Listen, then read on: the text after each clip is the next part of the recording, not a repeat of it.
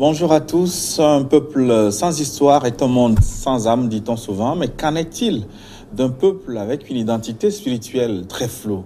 C'est la question de New World Forum de cette semaine. Notre invité est un instructeur spirituel, Elmancio Godson. Bonjour.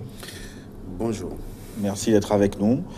Instructeur spirituel, vous dirigez l'Institut de la sagesse impérissable et sacrée. Exactement. Le Paramahansa. Exactement. Et vous sortez régulièrement des ouvrages sur la spiritualité, dont un des derniers, c'est l'opuscule de la prière magique et de la prospérité.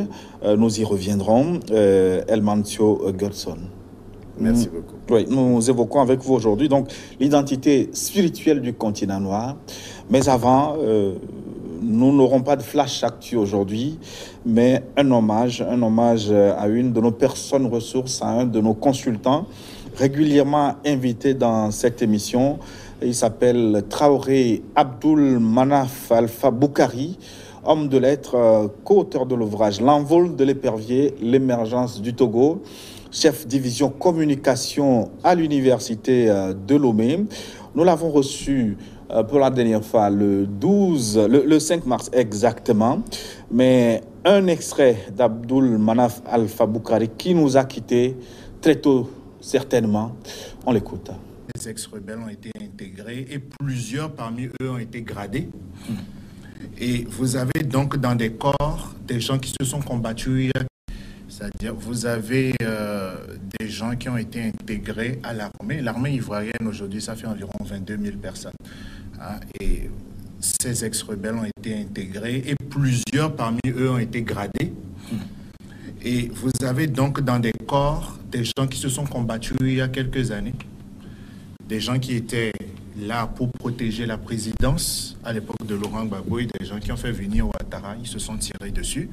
Cette question n'a pas été réglée, on les a mis ensemble et on les oblige à travailler ensemble. Alpha Boukari Abdul Manaf, fauché dans la fleur de l'âge à 36 ans, paix à son âme. Elmancio Godson, pourquoi on meurt si jeune? Bien, merci. Je pense que la première chose d'abord qu'il faut éviter, c'est de critiquer la mort. Parce que la mort ne se critique pas. Et il y a plusieurs divinités ou principes universels qui ont des rôles précis dans l'univers. Et la mort, effectivement, a un rôle précis. Et la mort n'est pas éloignée de la vie. Et donc là où nous voyons la mort, il y a également la vie qui est à côté. Et il y a un destin universel qui décide de nous. Donc nous ne dirons pas que quelqu'un a été fauché dans la fleur de l'âge, parce qu'on peut n'avoir rien accompli même jusqu'à 70 ans. Ce qui est important, c'est l'accomplissement de la vie de la personne. Et je pense, pour ce que j'ai vu passer, de par le passé et aujourd'hui, et des échanges que j'ai eus avec une voix autorisée, je pense qu'il faut plutôt se pencher sur le fait que, ou sur une question, est-ce qu'il a vraiment accompli sa vie? S'il l'a accompli, la mort n'est qu'un détail. Elle ne vient tout simplement que parachever son œuvre. Donc on ne meurt pas dans la fleur de l'âge, on meurt au moment où justement la vie a décidé que ce soit le moment. Mais c'est vraiment du chagrin. Ça veut dire qu'il faut être prêt à tout moment pour partir. Nous sommes en fait des morts en sursis. Nous sommes tous déjà morts, mais on ne s'en rend pas compte tout simplement. Et le moment viendra où on se réveillera et ensuite on réalise qu'on n'est plus et qu'on est de l'autre côté. Nous sommes tous des morts en sursis. C'est la raison pour laquelle d'ailleurs la question de l'auto-accomplissement, de l'accomplissement de soi, de parachever sa vie, c'est là que ça a tout son sens. Et également initier la réflexion métaphysique sur notre, ce que je pourrais appeler raison d'être sur la Terre. Et également, c'est la mort qui nous permet de l'évoquer. Je suis vraiment désolé que dans le contexte humain, on ressent effectivement cette douleur-là. Et comme je le dis souvent, c'est une bibliothèque qui a brûlé. Oui, il a été inhumé ce dimanche. Exactement, c'est une bibliothèque qui a été brûlée. Vous avez utilisé la formule consacrée « paix à son âme ». Mais nous dirons également que d'autres missions l'attendent ailleurs. Et certainement, la vie a choisi un autre champ d'exercice pour lui. Mais de façon Et très ils tragique, seront il a été fauché par un accident de circulation. Alors, en tant qu'instituteur spirituel, je ne veux pas dire qu'il y a des morts qui sont plus souhaitables que d'autres, mais partir de façon si tragique, qu'est-ce qui l'amène? Est-ce qu'il y a des raisons? Bon, je peux dire également que Jésus est parti de manière tragique, hein, comme beaucoup de prophètes d'ailleurs. Mais ce que je veux dire en réalité, nous avons, nous les êtres humains, une approche des choses qu'il faut vraiment changer. Lorsque on est en face de la mort, en réalité, la douleur n'existe plus, hein. Parce que dans un choc, par exemple, je prends son cas, hein, excusez-moi, et je présente mes excuses à la sa famille éplorée, sa Lorsqu'il y a femme et sa fille. Exactement, vraiment mes condoléances. Il faut dire que lorsqu'il y a un choc de cette envergure-là, disons que l'âme se sépare rapidement du corps, hein. La plupart du temps, on ne réalise même pas le choc, on réalise tout simplement qu'on est juste au-dessus de son corps. La douleur n'a pratiquement pas existé. Donc, il faut pas voir la nature de la mort ou ce qui a causé la mort. Il faut simplement voir qu'à un moment donné, l'âme a choisi sa manière de partir. Et cette manière qu'elle a choisie, c'est l'âme qui l'a décidé, c'est ce qui l'honore, c'est ce qui lui permet de s'accomplir sur d'autres plans de connaissance. Et donc, pour moi, ce n'est pas une mauvaise mort, en fait, en griffe, pour des gens qui pourraient le penser. Autrement, on dirait qu'il y a beaucoup de morts qui sont vraiment de mauvaises morts. Je disais tantôt que je ne veux pas critiquer la mort, parce que ça ne se critique pas. Il faut l'accepter simplement. Il faut l'accepter, parce qu'il y a toujours une raison fortement spirituelle derrière quelque chose d'aussi grave. Donc pour moi, c'est une mort comme une autre. Alors pourquoi cherche-t-on dans certains milieux à avoir des recettes pour éviter ces genres d'événements? Oui, disons qu'il est toujours... l'être humain a le pouvoir de modifier son destin. Et donc, il peut choisir soit de reporter sa mort, et ça existe effectivement, on peut reporter sa mort, mais ça arrivera inévitablement, ou on peut éviter des accidents jugés tragiques. Ça, c'est du point de vue de l'individu qui veut modifier son destin. Mais quand ça arrive, malgré tout, la mort a fait pour nous des choix. Tout comme moi, tout comme vous, nous ne savons pas exactement quel est le choix qui va venir, mais il y aura un choix que la mort fera pour nous, que la vie fera pour nous. Et en ce moment, nos familles devront l'accepter. Les gens qui nous aiment vraiment devront l'accepter. Et ne voyez pas des corps physiques, voyez plutôt l'esprit. L'esprit ne ressent pas la souffrance, l'esprit ne ressent pas la douleur. Et dans des cas d'accident de ce genre, l'âme est vite détachée de son corps. Mais comment on fait? Donnez-nous une recette, comment on peut reporter ce type d'événement? Bon, vous savez, la mort est une entité, hein, enfin un principe spirituel ou une divinité, et il est possible de faire un genre de contrat avec la mort pour simplement reporter sa mort. Mais oui, bien sûr, ça existe, des gens le font. Ou faire des contrats avec des formes d'esprit pour reporter sa mort. Mais lorsque vous reportez cela n'a pas des mort, conséquences. Ça a des conséquences, effectivement. Ça a des conséquences très graves. Mais comme je le disais tantôt, l'être humain possède le pouvoir de modifier son destin. Et il en assume l'entière responsabilité. Une dernière question, comment sa femme, sa petite fille, sa famille, comment peuvent-ils accepter, surpasser cet événement, passer à autre chose de la meilleure des façons, si cela existe, hein, s'il y a encore une meilleure façon pour eux? Oui, il faut dire que la mort est une belle chose. Arrêtons de faire de divaguer sur le sujet. La mort fait partie de la nature. Lorsque nous naissons, nous sommes heureux. Et lorsque nous mourons, nous devons être heureux. Ça fait partie de l'équilibre universel. On ne peut pas naître et ne pas mourir. Okay? Et la mort ne nous prévient pas. Même si la naissance peut nous prévenir, ou on peut prévenir la naissance, la mort ne nous prévient pas. Et je pense que pour mon petit conseil à la famille, il y a toujours de la lumière dans l'obscurité. Il y a toujours de la lumière dans l'obscurité. Et il est temps que peut-être sa femme et sa fille prennent conscience que derrière cette obscurité-là, il y a une profonde lumière que la vie tente de leur impulser. Et lorsque mon père, à moi, était décédé à l'hôpital, et on me l'a annoncé, je suis arrivé, la première chose que j'ai eu à faire, c'est de rire, c'est de sourire tout simplement. Et j'ai procédé à la cérémonie d'enterrement de mon père moi-même en tant qu'initié. Et je l'ai fait avec une population très grande et des gens appréciés Parce que pour moi, c'est l'enfant qui enterre son père et qui fait cette cérémonie qui consacre la mort de son père. Et c'est l'inverse qui serait tragique, que peut-être le père en question soit en train de vouloir enterrer, excusez-moi, sa fille. Je pense qu'aujourd'hui, les jeux sont déjà faits. Tout ce qui reste à faire, c'est de l'accepter et de remercier la mort pour la mission qu'elle a accomplie et de bénir la vie pour les perspectives qu'elle nous permet d'avoir. Il y a toujours de la lumière dans l'obscurité. Apprenez à regarder non pas l'obscurité, mais apprenez à distiller la lumière qui est dans l'obscurité. Ça, c'est très profond et c'est toujours la seule chose qui nous fait garder l'espoir et l'amour de la vie.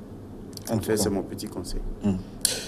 Traoré Abdulmanaf Alpha Boukari, il nous a laissé quand même une place vide. Il nous manquera beaucoup. Instituteur spirituel, nous reprenons notre émission. Les gens nous manquent toujours. Vous parlez de l'identité spirituelle du continent noir. La première question que je voudrais vous poser, est-ce que originellement, l'Afrique, l'identité culturelle de l'Afrique est connue? Bon, je ne pense pas que originellement il y avait ce qu'on pourrait appeler une religion africaine. D'accord? Il n'y avait pas une identité africaine qui soit organisée sous forme de ce que je pourrais appeler une religion, par exemple. Mais il y avait la spiritualité africaine et qu'on appelait à l'époque la sagesse africaine. Et ce n'était pas basiquement une religion, c'était beaucoup plus la science africaine qu'on appelait la science du maths, qui était la science de la globalité universelle et qui avait pour fondement la gestion des normes universelles. Parce que pour l'Égyptien, il y a une norme en toute chose. Et la recherche de cette norme, c'est la recherche de ce que nous avons toujours connu de la science égyptienne, c'est la recherche du grand équilibre. Parce que pour l'Égyptien du temps jadis, de la sagesse africaine, l'univers reposait sur un équilibre, dont le principe est mis donc par MS et Todd, qui disait « toutes les forces doivent être constamment équilibrées ». C'est la loi fondamentale. Et donc, cette sagesse africaine était constituée de 7 principes fondamentaux qui étaient un enseignement de la globalité. Il n'y avait pas la philosophie à part, il n'y avait pas la médecine à part, il n'y avait pas la géographie à part, il n'y avait pas l'histoire à part. Il y avait un mélange, n'est-ce pas, très hétérogène, très harmonisé, qui était enseigné, n'est-ce pas, dans les temples et à des novices qui pouvaient ouvrir leur esprit à la chose. Donc, l'Africain considérait que tout l'univers, l'englobant tout, était un peu, je ne sais pas, sa religion, si on peut ainsi parler, et avait une perception de cette globalité, où on ne voyait qu'un ensemble de principes divinisés, ou un ensemble de principes qu'on a dû représenter sous forme de dieux, plusieurs dieux. Ce qui a fait croire à un moment donné que, bon, les Égyptiens adoraient plusieurs dieux. Alors qu'en fait, les Égyptiens n'adoraient pas plusieurs dieux, au contraire, les Égyptiens voyaient plusieurs principes qui, en cohabitant, dans l'englobant tout était l'unité qui était le Dieu un, en fait. Donc, l'Africain se considérait comme étant un fils de Rei. C'est pourquoi on l'appelait un Afraka, c'est-à-dire la manifestation même de la lumière de Rei. Et son teint basané, son teint africain, était perçu comme étant quelque chose d'une très grande valeur, parce que lui seul pouvait supporter le soleil, lui seul pouvait approcher les mystères cachés, ce qui n'était pas le cas de Japheth et de Sem dans la tradition biblique. Donc, seul l'Africain pouvait approcher, n'est-ce pas, les mystères sacrés. Et donc, l'Africain lisait non plus dans une nature séparée, où on pouvait dire qu'il y avait le monde physique à part, le monde spirituel à part, mais l'Africain appelait cela l'englobant tout, où dans cet englobant tout, on voyait à la fois le monde physique, le monde spirituel, le monde divin. Et tout cela était imbriqué dans l'instant présent. Et la science africaine elle-même origine beaucoup plus des Atlantes, qui ont permis de mettre en place la civilisation égyptienne grâce, n'est-ce pas, à la science des immortels. Et nous avons un peu l'historique. Mais aujourd'hui, ce qu'on peut comprendre de cette science se trouve donc dans le mystère d'Osiris, où symboliquement, en lisant ce mystère, on comprend un peu, d'accord, juste un peu, comment est-ce que l'Africain réfléchit sa cosmogonie, l'Africain réfléchit sa spiritualité. Mais elle est là. Maintenant, je voudrais préciser une chose. Ouais. Il y a toujours, dans toute sagesse universelle, 3 aspects. Il y a l'aspect que nous appelons le corps de la sagesse, qui est donc physique, qu'on peut toucher, qu'on enseigne souvent dans les temples et qui peut disparaître. C'est ce qui donne l'illusion aujourd'hui qu'il n'y a plus de spiritualité africaine. Et de ces corps-là, nous avons tous simplement hérité des pratiques, où on a aujourd'hui des pratiques africaines. Et quand vous demandez à ces pratiquants, ils vous diront que bon, on a toujours fait comme ça, mais on ne sait plus pourquoi on le fait. Mais nos ancêtres l'ont toujours fait, et puis nous sommes en train de répéter la tradition. Tout simplement parce qu'il y a l'autre aspect de la sagesse africaine qui est, enfin, à laquelle ils n'ont pas eu accès, c'est l'âme de la sagesse africaine. Et au-delà de cela, l'esprit même de la science africaine. Et à un moment donné, il y aura une forme de réincarnation, parce que cette science africaine n'est pas perdue dans son âme et dans son esprit, mais elle cherche tout simplement des canaux spécifiques, appropriés et un temps favorable pour régénérer, pour renaître, tout comme le phénix ou le sphinx. Avant de creuser davantage votre développement, je voudrais savoir si cette identité spirituelle est différente de celle des autres peuples, les occidentaux, les asiatiques par exemple. Est-ce que nous avons les mêmes identités culturelles qu'eux? Nous ne pouvons pas avoir l'identité culturelle. L'identité spirituelle. L'identité spirituelle, de manière générale, c'est un mot, d'accord? Mais dans son contenu, nous n'avons pas les mêmes perceptions de la réalité que les Orientaux, les Asiatiques, par exemple. Nous n'avons pas la même perception de la réalité que les Européens. Donc, l'identité spirituelle ou l'identité culturelle de l'Afrique était fondée justement sur le fait que l'Africain avait une perception, n'est-ce pas, de cette réalité qui l'entourait. Et mieux, il faut comprendre que les cerveaux des différents acteurs dans le monde ne sont pas les mêmes. L'Africain aujourd'hui a un cerveau qui est différent, parce que son cerveau perçoit beaucoup plus les choses autrement. Si vous prenez un occidental, par exemple, il n'aura pas la même perception dans un milieu donné de la réalité que l'Africain. Parce que l'Africain pourrait voir des choses que l'occidental ne verrait pas. De la même manière, on mettrait en place un Asiatique qui serait en train de voir avec son esprit interchangeable et d'unification une autre réalité que l'Africain ne verrait pas. Donc, nous sommes un peu des peuples différents, sur des terres différentes. Nous avons, dans notre espace donné, perçu de notre relation avec la nature, avec l'univers, perçu les choses d'une certaine manière. Nous avons été affectés par notre perception et nous avons créé notre identité spirituelle à partir donc de cette perception-là. Et donc, on ne peut pas dire que c'est les mêmes choses. C'est complètement différent. C'est pourquoi on ne peut pas amener une identité étrangère dans une autre identité. C'est-à-dire qu'aujourd'hui, vous allez voir que tous les Africains pratiquement sont en train de se rechercher une identité dans la spiritualité occidentale ou toute autre forme de spiritualité, mais il y aura toujours une insatisfaction parce que notre âme et notre sang et notre esprit ont une manière de percevoir la réalité qui est toujours différente de la manière dont les autres perçoivent la réalité. Ce n'est pas du tout la même chose. Voilà. Alors, la conclusion, je dis, ça veut dire que les Africains sont très spirituels. L'Afrique est 3 fois mère. L'Afrique est mère de la science, l'Afrique est mère de la connaissance ou de la sagesse, et l'Afrique est mère de civilisation. Et donc, aujourd'hui, toutes les connaissances qui sont utilisées dans le monde proviennent de l'Afrique. Et que ce soit les sciences atomiques, que ce soit les enseignements mathématiques, que ce soit la géographie, que ce soit la géométrie, tout cela provient de l'Afrique. Donc l'Afrique est fondamentalement, profondément spirituelle. Oui, et surtout qu'il se dit que plusieurs prophètes des religions judéo-chrétiennes sont venus en Égypte se ressourcer. Beaucoup, tous les prophètes d'ailleurs sont venus se ressourcer en Afrique parce que l'Égypte était la seule civilisation après la civilisation atlante qui restait et qui détenait encore les grands mystères initiatiques, à savoir les mystères mineurs et les mystères majeurs qu'on pouvait enseigner. Par exemple, Jésus a dû aller en Égypte pour apprendre la science égyptienne, tout comme Moïse l'a appris, n'est-ce pas, en Égypte, avant de repartir et de venir libérer les soi-disant Hébreux.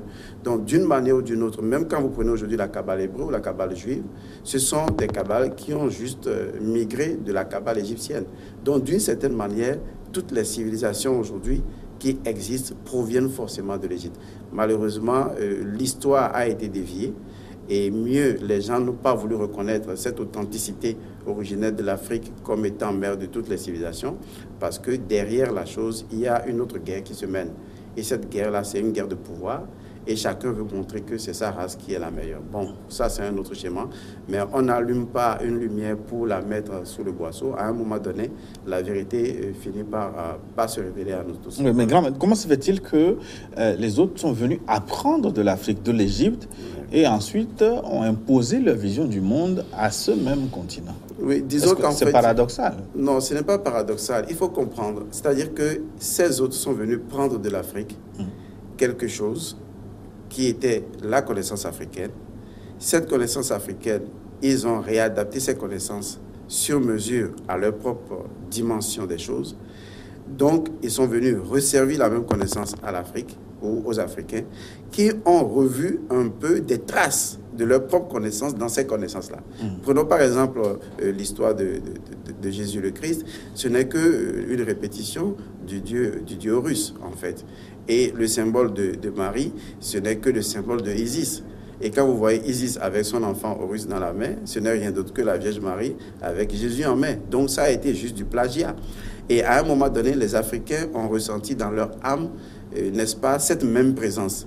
Et dans l'esprit africain, comme l'esprit africain ne voit que les choses dans un englobant unique, l'Africain s'est dit, mais ce qui est là-bas et ce qui est ici, en fait, c'est la même chose.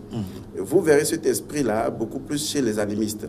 Vous allez voir que l'animisme est une forme de religion qui accepte pratiquement toutes les autres religions.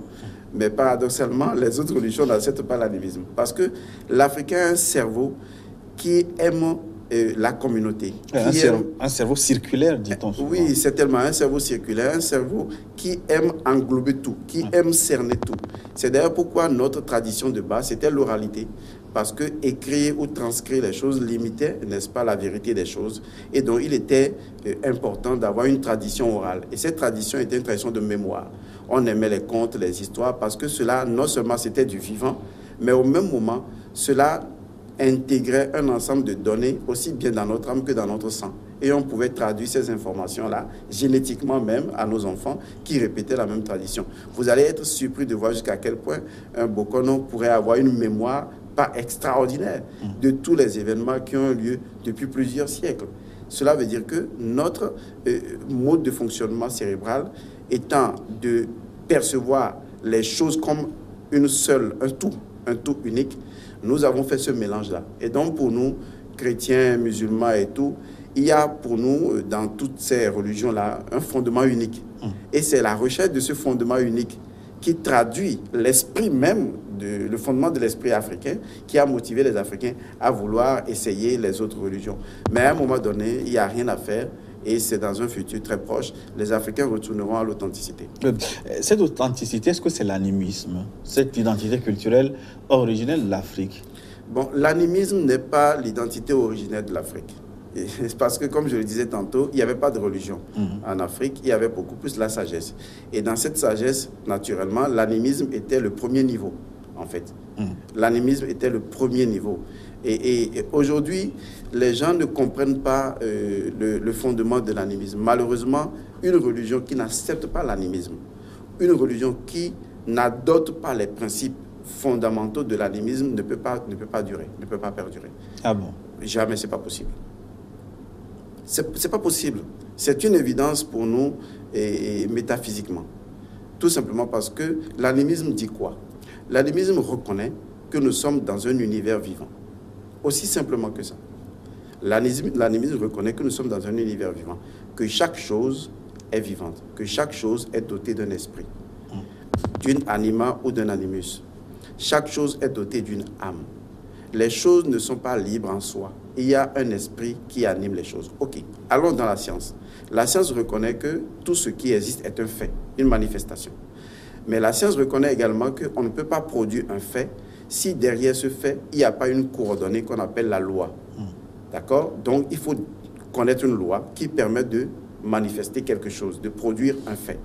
Mais on ne peut pas non plus élaborer une loi si on n'avait pas un principe, c'est-à-dire le principe qui est la cause première ou la raison d'être de la chose. Et donc, en montant d'un cran, on va directement dans le principe de la chose. Donc, toutes les choses qui existent ont trois natures: principe, loi et fait. Principe, loi et manifestation. Esprit, âme et corps. Vous voyez, on a les mêmes principes. Du coup, pour l'animisme, que vous prenez un bic, que vous prenez une rivière, que vous prenez du sable, quel que soit ce que vous prenez dans la nature, c'est toujours composite de ces trois éléments, à savoir le fait, la loi et le principe. Donc, qu'est-ce que l'animisme va faire? L'animisme va commencer à chercher quelle est la loi de cet événement particulier. Par exemple, prenons l'eau. L'eau est un événement physique, c'est un fait physique.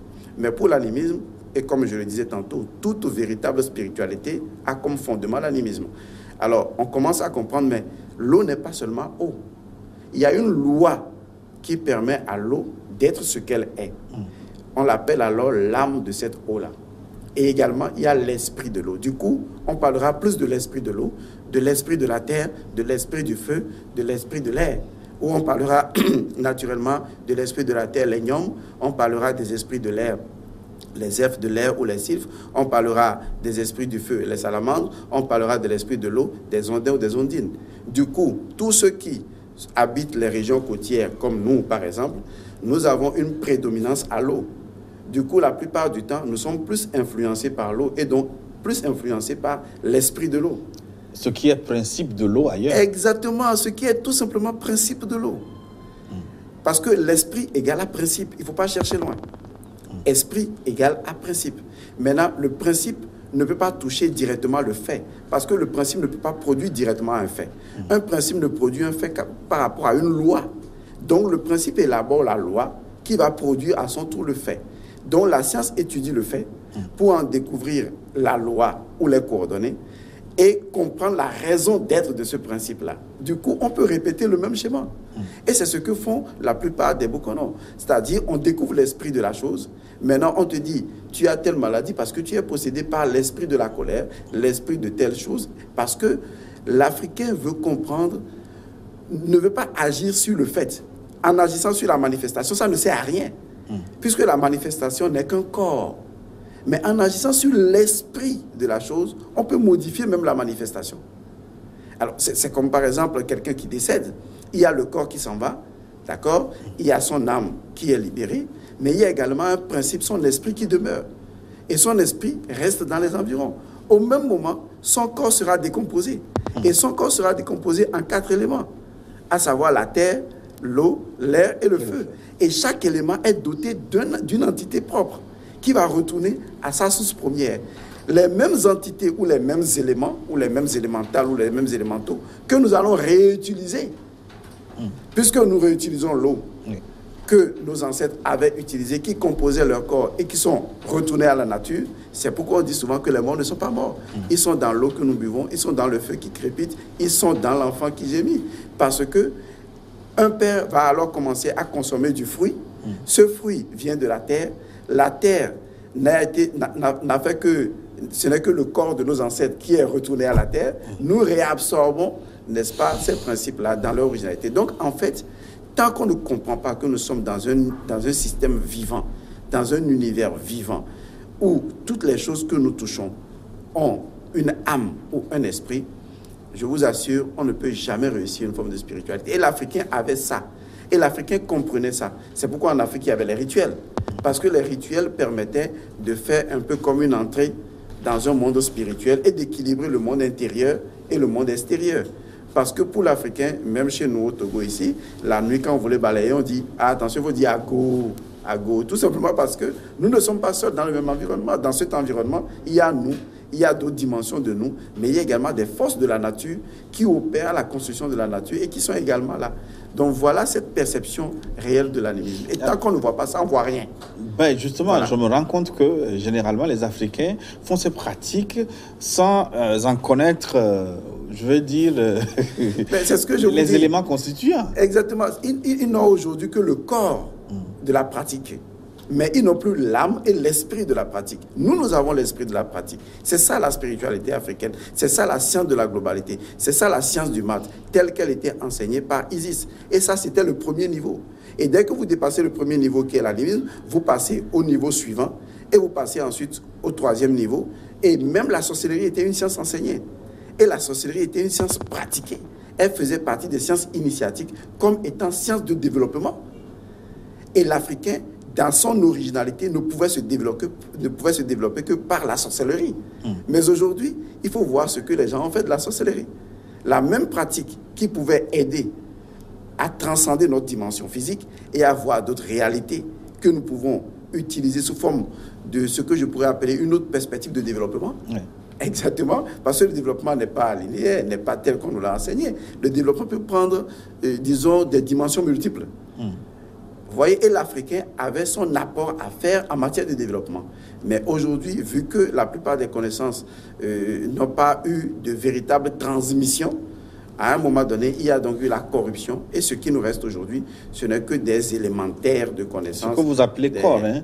Donc voilà, ça veut dire que ça ne sert pas à grand-chose si on n'a que le corps. Et je vais vous dire, il ne reste même que des fantômes. Il reste que des fantômes. C'est vrai, il reste que des fantômes. L'esprit et l'âme ont disparu. Il ne reste que les fantômes. Voilà. Malheureusement, c'est ces fantômes-là qu'on nous enseigne, qu'on enseigne à nos enfants. Mais personne ne veut retourner à cette identité spirituelle de base, qui était l'identité spirituelle de l'Afrique et qui avait plusieurs étapes, dont la première étape était justement l'animisme, qui n'était pas une religion, mais qui était une perception du monde. Parce que pour l'Africain, il n'y avait pas de théorie à faire. Pour l'Africain, il n'y avait pas de philosophie en soi. La philosophie était la réalité. Et la réalité était la philosophie. Donc, pour l'Africain, c'était normal qu'on puisse dire les esprits sont là avec nous. Parce que l'Africain a pu les percevoir.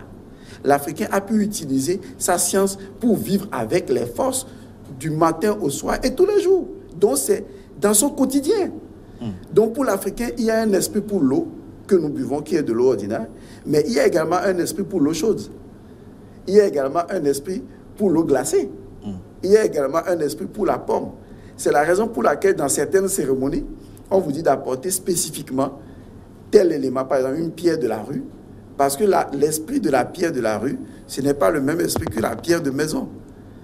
Et donc, quand l'Africain prend ça et agence à d'autres éléments, ce que nous appelons vulgairement fétiche, qui en réalité n'est qu'une composition chimique pour produire un résultat, l'Africain va produire un résultat.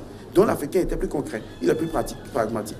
Voilà pourquoi, même si aujourd'hui, les gens vont pratiquer certaines religions, les soirs, ils retournent toujours à leur tradition. Parce qu'ils trouvent là, ne serait-ce qu'une once d'efficacité. C'est du pragmatisme. Malheureusement, l'âme et l'esprit ne sont plus. Du coup, ces mêmes pratiques vont aller décrescendo, ne pourront plus avoir l'efficacité requise parce que l'identité, n'est-ce pas, spirituelle de l'Afrique, constituée de l'âme et de l'esprit de la sagesse africaine, ont malheureusement disparu. Et vous estimez qu'elles existent, ces entités, l'esprit et l'âme de la spiritualité africaine? Elles existent et elles ne disparaîtront pas. Parce qu'il y a des gardiens de la sagesse qui veillent à cela. Où sont-ils? Qui sont-ils? Mon cher ami, vous savez, il y a un code universel. C'est comme par exemple, nous-mêmes, nous avons notre langage parlé. Il y a un code universel. C'est le code spirituel. On l'appelle tout simplement le langage universel. Et ce langage universel est la trame qui connecte toutes les traditions africaines. Ce langage universel, c'est le symbolisme. Et je peux vous assurer que même aujourd'hui, l'Égypte ancienne ou l'antique Égypte, malgré sa disparition, a laissé suffisamment de symboles dont la connaissance ou l'étude permettrait de raviver. Parce que qu'est-ce que les symboles font? Les symboles ont le pouvoir de toucher notre intuition et de réveiller notre esprit. Parce que la connaissance n'a pas disparu. C'est également en nous. Nous faisons partie de l'âme africaine. Nous faisons partie de l'esprit africain. Nous sommes des Africains authentiques. Notre sang est imprégné de tout le pouvoir, de tout le mystère africain. Tout ce dont on a besoin, c'est un éveil. Et cet éveil peut provenir des symboles, de l'étude des symboles. Un exemple des symboles. Lorsque vous étudiez le panthéon égyptien, vous constaterez que tous les dieux égyptiens ont systématiquement une chose en main. C'est la croix de vie égyptienne. que nous appelons l'encre, qui a été déformée, qui est devenue la croix des religions chrétiennes, où il y a un cercle en haut avec une croix comme ça. Tous les dieux détiennent, n'est-ce pas, cet encre-là, qui est la croix de vie égyptienne. Est-ce que vous savez que toute la science égyptienne est contenue dans le symbole de la croix de vie égyptienne? Dans cette croix de vie égyptienne, vous avez la totalité des 7 lois universelles qui constituent la science du maths. Et donc, il faut simplement que les gens arrivent à comprendre ce symbole universel, à voir que ce symbole, ce n'est pas qu'un objet, c'est l'expression de toute une dynamique spirituelle où on retrouve des courants d'énergie et des dimensions. Exactement comme le Sphinx, dont le secret n'a pas encore été dévoilé.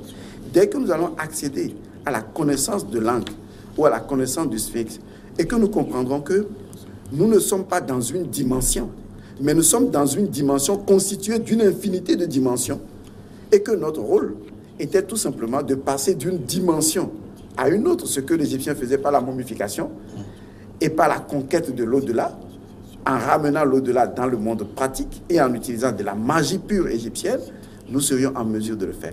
Parce que ça, c'est le vrai développement. C'est le chemin de la magie. Mais lorsque les hommes vont cesser leur égarement et qu'ils vont voir les limites de leur propre développement, il arrivera un moment où la science et la magie vont se marier encore et retrouveront leur authenticité. Parce que dans la sagesse africaine, il n'y avait pas possibilité de séparer la sagesse africaine de la science africaine. Parce que ce n'était pas non simplement une théorie, mais c'était une pratique.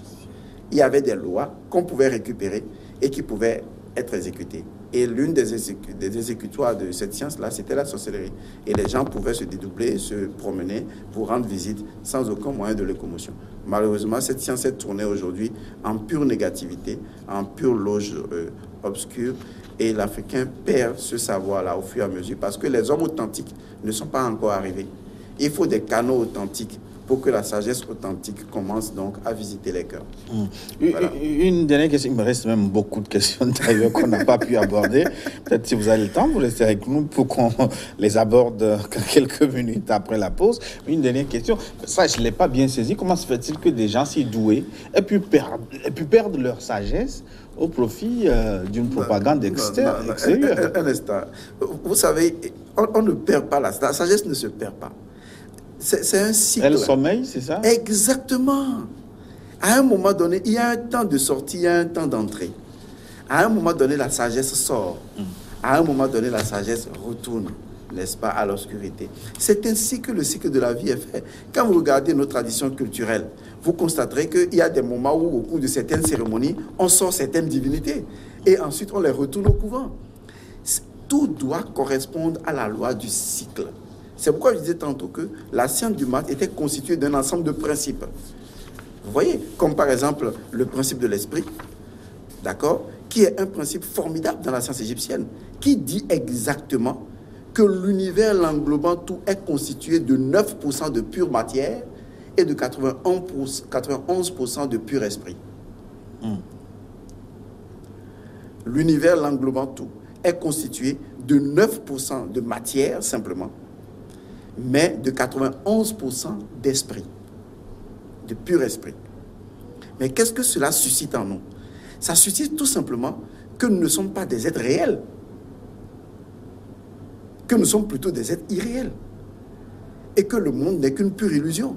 Et cette science existait avant qu'aujourd'hui on nous parle de la physique quantique, qui nous dit que dans un atome, on a quand même, disons, on a plus de 91% de vide et simplement 9% de matière. Et pourtant, cette science existait déjà. Vous devenez intéressant. On va marquer une pause pour une édition du journal. Si vous voulez bien, on revient dans un instant pour la suite de notre discussion sur l'identité spirituelle de l'Afrique. À tout de suite.